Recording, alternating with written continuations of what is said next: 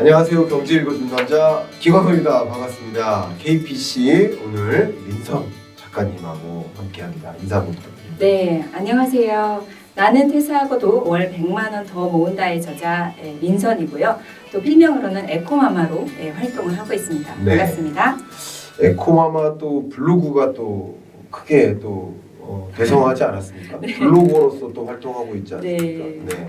유튜브도 최근에 그렇죠. 시작을 했고요. 유튜브도 시작하셨고요. 네. 아마 여러분들 관련 채널들도 네. 관심 있으시면 같이 보셔도 좋을 것 같아요. 나는 퇴사하고도 월 100만 원 더 모은다.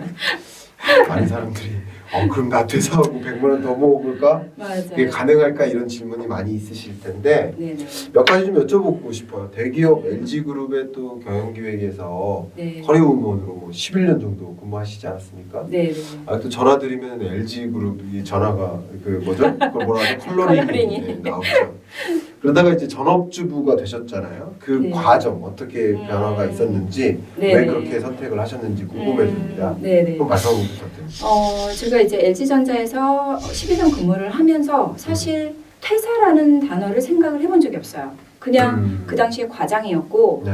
한 10년 넘게 하다 보니 음. 그냥 일에도 익숙하고 네. 뭐 시스템도 익숙하고 사람도 네. 익숙하고 네. 그냥 다니면 되는 거예요. 네. 그냥 부장까지. 네. 그런데 어느 날 아이가 물건을 던지고 소리를 지르고 좀 공격성이 나온 거죠. 근데 그게 아이가 한 명인가요? 네네. 예. 아들 한 명인데 네. 제가 이제 회사가 좀 멀었어요. 1시간 반 정도 가고 또 갔다 오면 이제 워킹맘들은 퇴근이라는 게 없잖아요. 퇴근하고 또 육아 출근을 합니다. 그렇게 하다 보니까 또 남편은 해외로 많이 나가는 직업이다 보니 네.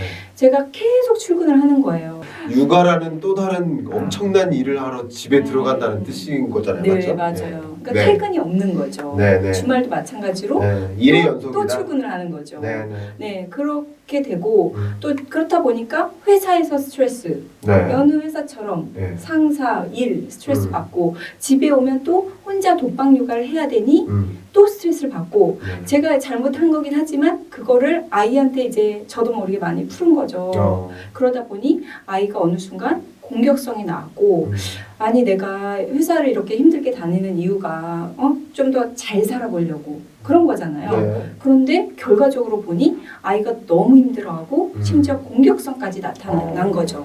그래서 이제 어린이집에서 전화가 왔어요. 무슨 일이 있느냐. 그래서 상담을 받아봐라. 그리고 양육자가 지금 친정 어머니, 시어머니, 저 어린이집 지금 몇 명이에요. 네. 그러니까 아이가 혼란스러우니 네. 상담을 받아라. 그래서 네. 상담을 받았더니 역시나 줄이라는 거죠. 음. 그래서 퇴사하게 어떻게 할 퇴사 수가 결심하게 없는 된 거예요. 방법이어서 예. 그래서 어쩔 수 없이 음. 정말 자발적이지 않은 그런 퇴사를 하게 되었습니다.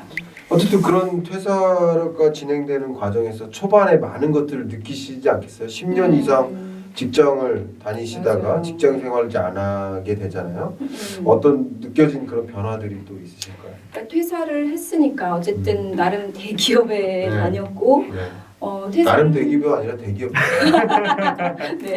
네, 대기업 다녔고 나오면 뭔가 할 게 그래도 있겠지라고 생각했는데 네. 퇴사를 하고 보니까 저에게 남는 건 엑셀밖에 없는 거예요. 그런데 이게 엑셀이 무슨 자격증도 아니고 내가 집에서 할 수 있는 건 없는 거예요. 그렇다고 네. 제가 또 회사를 갈 수 있는 상황은 아니니까. 아니니까. 그래서 정말 1년 동안 너무 많은 좌절을 했었어요. 그래서 대학원을 가야 될까? 네. 딱히 공부하고 싶은 것도 없는데 네. 그렇다고 무슨 자격증을 따야 될까? 네. 그렇다고 딱히 좋아하지도 않아요. 네. 그래서 1년 동안 정말 방황을 많이 했던 것 같아요. 방황을 하셨다. 네네. 그러다가 뭐 경제적인 어떤 두려움 뭐 이런 것들은 없으셨나요? 그렇죠. 또 일단은 남편분이 또 기장이시잖아요. 네네. 네, 잘 알죠? 기장. 예. 기장입니다. 예. 네. 그래서 어쨌든 맞벌이였다가 외벌이가 되니 이제 걱정이 되는 거죠. 돈 네. 관련해서 네. 이게 수입이 반토막이 나는데 그러면 우리 집 가정 경제는 또 어떻게 되는 것인가? 네. 그래서 이제 한번 짚어보자, 되돌아보자 하고 이제 살펴보게 된 거죠. 살펴보면서 그냥 다시 대기업으로 재취업하고 싶다 하는 그런 생각은 안 드셨나요? 1년 동안 방황했을 때는요. 네. 제가 이런 말을 하고 다녔어요. 뭐라? 전 동료들한테 네. 나 재입사할 거야. 어. 왜냐면 그때 휴직 기간이었어요? 퇴직하시? 퇴사를 했지만 재입사가 가능하거든요. 아 그래요? 네, LG는 그래요?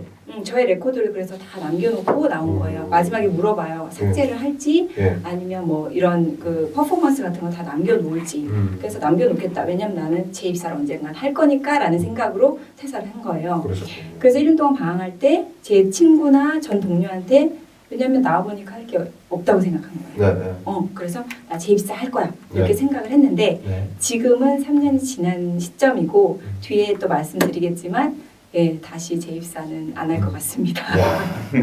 그래서 어쨌든 그 재입사를 안 하고 이 책이 나오기까지 대략 한 얼마의 시간이 걸렸습니까? 17년 8월에 퇴사를 했고요. 네. 한 3년 정도. 3년 정도. 예. 그 기간 동안 이제 사실 생산성본부에서 뭐 경제전망 컨퍼런스 같은 거 할 때도 제 강의 들으러 오시기도 맞아요. 하고 하면서 경제 공부 엄청나게 하셨잖아요. 맞아요. 공부하고 재테크 공부하고 그러면서 이제 저랑 이제 인연이 돼가지고 네. 실제 이 책을 보면 여기 추천사 리스트 중에 진짜 어마어마하게 유명한 사람이 한 명 있습니다. 추천사 리스트 중에 정말 어마어마한 경제 읽어주는 자 김광석이. 네. 아 뒤에도 있어요? 아 뒤에도 있다. 대표로. 네. 아 그렇네요. 네. 네. 저 하나만 있어도 될 것 같은데.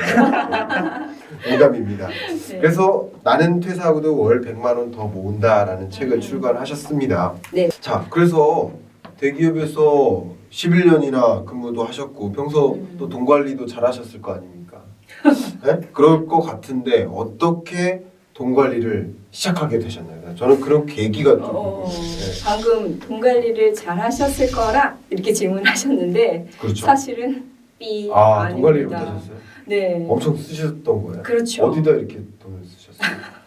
그러니까 네. 우리 요즘 제 욕하는 건 아니고 시발 비용이라고 하잖아요. 네? 무슨 비용이요? 시발 그 좀 약하게 이거 발음하겠습니다. 유튜브니까 괜찮은 건가요? 네. 예, 예. 아니 이거는 요즘에 나오는 용어입니다. 그렇습니까? 네네. 뭡니까 이게? 이게 뭐냐면 시작하는 뭐 그런 건가요? 아니요 네. 스트레스를 받으면 욕하면서 쓰는 비용. 아 그래서 그 네. 거예요? 그래서 뭐 회사 스트레스나 뭐 육아로 힘들거나 애딱 모르게 딱 그러면서 아, 지르는 비용 이런 비용. 그걸 어디다 지불합니까? 이제 뭐 저는 그 술 드세요? 당시에 아니요 아니면 뭐 이렇게 옷 옷 사세요? 같은 거. 옷 그런 좋아하시는구나. 거를 네네 그 당시에 제가 처음에는 모바일 사업부에서 일을 했는데 위치가 가산에 있습니다. 네. 자 가산에는 뭐가 있죠? 아울렛들이 많습니다. 그래서 그렇구나. 스트레스 받으면 점심 먹으면서 지르고 네. 저녁 먹으면서 지르고 음. 주말 출근해서 지르고 네. 그렇게 해서 이제 돈을 많이 썼고 네. 돈 관리라는 걸 전혀 안 했어요. 예적금도 없었어요. 그러다가 재무설계사를 만나신 거죠. 네. 그게 계기가 된 건가요? 네네. 그때 뭔가에 뭐 당한 이야기도 있다고 전 들었는데 네네. 어떤 당한 이야기? 그러니까 퇴사를 하고 네. 그때 이제 정신을 차린 거예요. 네네. 외벌이가 되면서 네. 두려운 거죠. 수입이 반토막 나니 이거 우리 집 자산이 잘 굴러가는 건지 네. 도대체 잘 굴러갈지 그래서 한번 살펴보자. 그런데 저는 그 당시 경제 공부도 안 했고 전문가도 아니기 때문에 자 돈 관리의 신은 재무설계사 아닌가 싶어서 찾아갔습니다. 네네. 그랬더니 삼성동에 정말 으리으리한 빌딩에 재무설계 센터가 있었습니다. 네네. 그래서 그 설계사분이 나와서 저 단독적으로 한 4시간을 이제 설명을 막 해주시는 거예요. 정말 침 튀기면서. 그러고 나서 진짜 튀겼습니까? 침 튀겼다고 비유한 겁니까? 진짜 튀겼습니까? 조금 튀겼어요. 그렇죠. 예. 그래서 네. 정말 4시간을 저를 위해서 정말 열심히 설명해주고 마지막에는 8장을 내밀더라고요. 그게 이제 변액 상품으로 갈아타라. 근데 저는 그 당시에 이게 좋은 거구나 하고 네. 사인을 8장을 다 했어요. 다 했어요. 했는데 그래도 뭔가 찜찜한 마음에 지인한테 물어봤더니 뭐한 짓이냐? 그거 아니다. 왜 기존에 가지고 있는 보험 상품부터 해서 장기적인 상품을 다 깨느냐? 그건 말이 안 된다. 네. 부족하면 보완을 해야지. 네. 그래서 그 친구가 정말 은인이었어요. 그 친구 덕분에 깨지 않고. 그 친구 이름이 뭡니까? 은인은 얘기해도 되잖아요. 김정은이라고. 김정은님. 네네. 이 책에 나와 있습니까, 김정은님? 아니요. 여기 보험 내용 여기는 안 나와 친구가 있어요. 많이 조언을 땡스 해줬는데. 투 김정은. 네네. 혹시 저기 북한에 죄송합니다. 넘어가겠습니다. 네. 그래서 네. 그때 정말 그분이 조금 저는 어떻게 나의 그 장기 그런 상품을 다 한순간에 깨라고 할 수 있지 하고 원망도 들었어요. 그렇군요. 그런데 한편으론 저 자신이 너무 원망스러운 거예요. 어떻게 몰랐던 거니까. 어떻게 모를 수가 있고 어떻게 내 돈인데 남한테 그렇게 100% 맡길 수가 있냐. 그래서 이렇게 해서는 안 되겠다. 그래서 내가 스스로 공부를 해야겠다 결심을 하고 그때부터 아까 말씀하신 대로 손에 잡히는 대로 막 책을 읽는 거예요. 경제 돈 관련 책을 보신 거죠? 그렇죠. 어떤 책을 보셨습니까? 경제 읽어주는 남자. 그걸 읽은 소감이 어떠셨어요? 정말 경제를 모르시는 분 그리고 경제 초보자분들은 정말 교과서라고 생각하시면 돼요. 무조건이야. 진짜입니다. 네, 저는 무조건 정말 그 읽으셔야 책이라서가 아니라 네. 정말 어떻게 경제 이론을 이렇게 쉽게 설명하나 제가 써놓고도 놀라요. 정말로 맞아요. 이렇게도 설명할 수 있구나. 그때 미쳤었나 봐요 잠깐. 네. 그리고 경제라는 게 한 번 본다고 다 마스터할 수 있는 게 아니잖아요. 네, 그래서 아니거든요. 저도 요즘에 딱 보면서 네. 생각이 안 나거나 그럴 때 다시 한 번 봅니다. 꺼내가지고 그렇군요. 네. 그리고 주변에 다시 한번 보내고 꺼내볼 정도로 네. 명서다라는 거죠. 약간 백과사전 같은 느낌. 맞아요. 네. 맞아요. 네. 그래서 자, 요게 키 포인트입니다. 네. 그래서 책을 막 보셨어요. 그렇죠. 경제 공부도 하고 돈 관련된 재테크 그런 공부를 하면서 이제 본격적으로 돈 관리를 이제 시작을 해야 되는 거죠.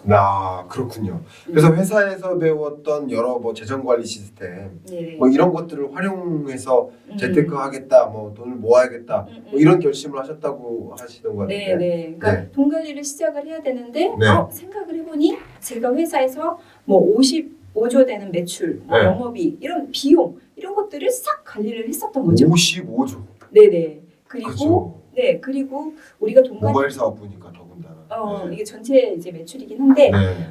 그리고 우리가 돈 관리를 하려면 어떤 툴이 있어야 돼요. 네. 어떤 앱이 있던 거예요. 네. 근데 제가 잘하는 게 엑셀. 엑셀이니까. 그러니까 이제 회사에서 배웠던 걸 그대로 가정경제에 시프트해서 네. 엑셀을 가지고 이제 툴을 하나씩 만들게 되는 거죠. 좋습니다. 그러면 그 내용 너무나 기대하시는 그 내용 어떻게 엑셀을 활용해서 재정 관리하고 100만 원을 더 모을 수 있는지 그 내용은 2부를 기대하시면서 마무리하시죠? 네. 네, 감사합니다. 급하게 마무리할게요.